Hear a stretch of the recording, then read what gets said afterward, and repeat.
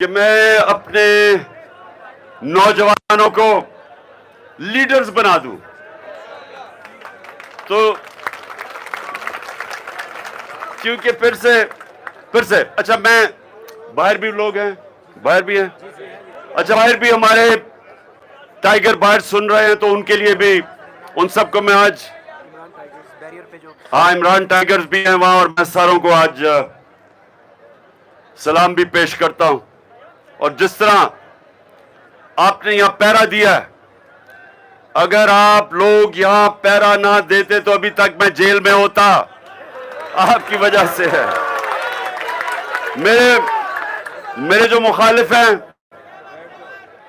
اس ملک کے نامور ڈاکو جرائم پیشہ لوگ ہیں، اور ان کے پیچھے ان کے ہینڈلرز ہیں، اور ان کو صرف ایک خوف، ان کی زندگی کا ایک خوف ہے کہ کہیں عمران خان الیکشن نہ جیت کے واپس آ جائے، اور اس کے لیے ہر قسم کی سازش چل رہی ہے.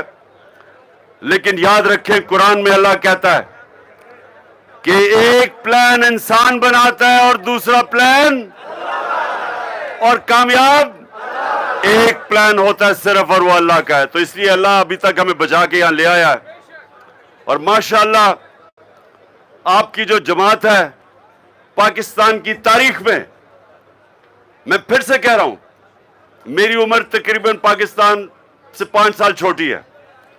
پاکستان کی تاریخ میں آج تک اس طرح کی جماعت جو چاروں صوبوں میں پہنچ گئی ہے، نیچے تک پہنچ گئی ہے، کسانوں میں پہنچ گئی ہے، مزدوروں میں، جو گھر گھر پہنچ گئی، اور جو سب سے گھروں کے اندر خواتین کے اندر پہنچ گئی ہے، نوجوانوں میں ہے. ایسی کبھی پاکستان کی تاریخ میں جماعت نہیں آئی، اور جس کی وجہ سے یہ سب ڈرے ہوئے ہیں. تو میں نے رمضان میں میری کوشش ہے کہ جو میرے کارکن یہاں آتے ہیں میں ان کی تربیت کروں، اور میں ان کو مستقبل کے لیڈر بناؤں. تو آج میں آپ کو لیڈر کی کوالٹی بنانا چاہتا ہوں کہ لیڈر کیا ہوتا ہے، اس میں کیا صلاحیت ہونی چاہیے. تو سب سے دنیا کی تاریخ کا عظیم لیڈر کون تھا؟ ہمارے نبی محمد مصطفیٰ صلی اللہ علیہ وسلم. دنیا کی جب بھی لیڈرشپ کے اوپر کتاب لکھتے ہیں کہ کس نے سب سے زیادہ، کس کے کارنامے سب سے زیادہ تھے، تو کسی انسان، کسی لیڈر کے وہ کارنامے نہیں تھے، چاہے آپ مسلمان ہو یا نہ ہو، جو میرے نبی صلی اللہ علیہ وسلم کے تھے. ایک کتاب لکھی گئی 100 گریٹسٹ مین، دنیا کے 100 عظیم انسان، اس میں نمبر 1 ہمارے نبی تھے. انگریز نے لکھی تھی، کیونکہ جو صلاحیتیں ان میں تھی کسی اور دنیا کے لیڈر میں نہیں تھی. تو اب میں آپ کو بتانا چاہتا ہوں وہ صلاحیتیں کیا تھی. سب سے پہلے لیڈر کے کیریکٹر ہونا چاہیے. اگر لیڈر کا کیریکٹر نہیں ہے وہ لیڈر نہیں بن سکتا. ڈنڈے مار کے وہ لوگوں کو عزت نہیں کروا سکتا. اپنی عزت آتی ہے اس کے کیریکٹر سے، اور وہ کیریکٹر 2 چیزوں کے اوپر بیس ہوتا ہے، صادق اور امین. نبوت سے پہلے میرے نبی کو سب صادق اور امین کہتے تھے، اور ہر مسئلہ جب لوگ حل کرنا چاہتے تھے تو ان کے پاس جاتے تھے، کیونکہ ان کو پتا تھا وہ سچے بھی ہیں اور امانت دار بھی ہیں. یہ 2 کوالٹیز سب کے، اگر آپ اپنی عزت کروانا چاہتے ہیں یہ 2 چیزیں اپنے اندر ڈال لیں. آسان نہیں ہے، سچ بولنا آسان نہیں ہے. ظالم کے سامنے سچ بولنا آسان نہیں ہے. سچ آپ کو طاقت دیتا ہے، کیونکہ اللہ الحق ہے، اللہ ہے. جب آپ سچ بولتے ہیں وہ آپ کے ساتھ آ کے کھڑا ہو جاتا ہے. اور سچے آدمی کہیں دنیا کے معاشرے میں چلے جائیں، کیونکہ وہ رب العالمین ہے، اور ہمارے نبی رحمت للعالمین ہے, سب انسانوں کے لیے رحمت بن کے آئے تھے.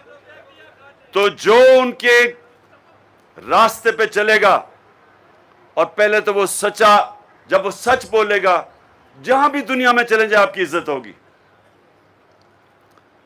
ایک بوڑھا قریش آیا نبی صلی اللہ علیہ وسلم کے پاس اور کہا کہ اے نبی, میں عمر کے اس حصے میں ہوں کہ میرا سارا قبیلہ مسلمان ہو گیا ہے, تو میں صرف اس لیے مسلمان ہو رہا ہوں کہ میرا سارا قبیلہ مسلمان ہو گیا. لیکن نبی مجھے ایک چیز بتا, ایک, کیونکہ میں اپنی عادتیں نہیں بدل سکتا, مجھے ایک چیز بتا کہ میں وہ کروں اور میں مسلمان ہو جاؤں. تو نبی صلی اللہ علیہ وسلم نے کہا سچ بولو. ایک چیز مسلمان ہونے کے لیے تو سچ بولا کرو. سچ کی اتنی بڑی طاقت ہے, جھوٹے آدمی کی کوئی عزت نہیں ہے.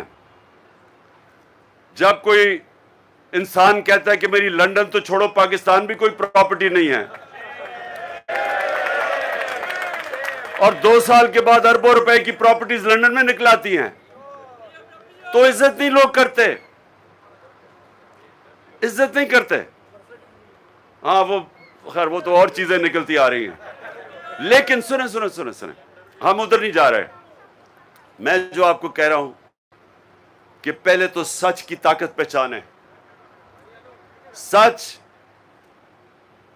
ایک غیرت مند آدمی کیوں سچ بولتا ہے؟ اگر اس کا جھوٹ پکڑا جائے تو وہ ذلیل ہو جاتا ہے. تو اگر غیرت ہوگی تو ذلیل ہوگا, بے غیرت تو ذلیل ہی نہیں ہوگا.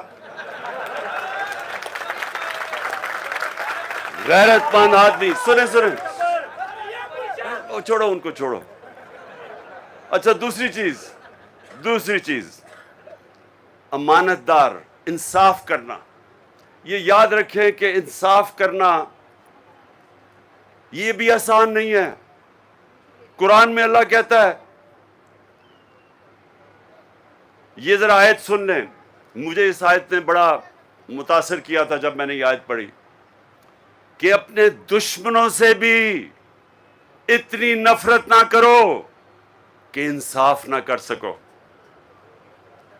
یعنی اپنے دشمنوں سے بھی کسی سے اتنی نفرت نہ کرو کہ انصاف نہ کر سکو.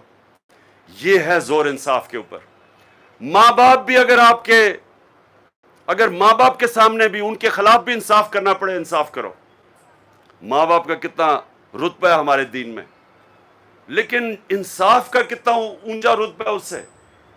تو یہ 2 چیزیں اپنے یاد رکھیں کہ جب بھی آئے, مثلا آپ جب کیپٹن بنیں, یا آپ کوئی یونین کاؤنسل کے ناظم بنیں, یا آپ آگے جائیں ڈسٹرکٹ میں بنیں, یا MP بنیں, یا MNA بنیں, یاد رکھیں آپ کے اوپر سب سے زیادہ لازم ہے کہ آپ انصاف کریں. کیونکہ اس کو لیڈر مانتے ہیں لوگ جب پتہ ہے کہ وہ سفارشی نہیں کھلاتا, وہ انصاف کرتا ہے.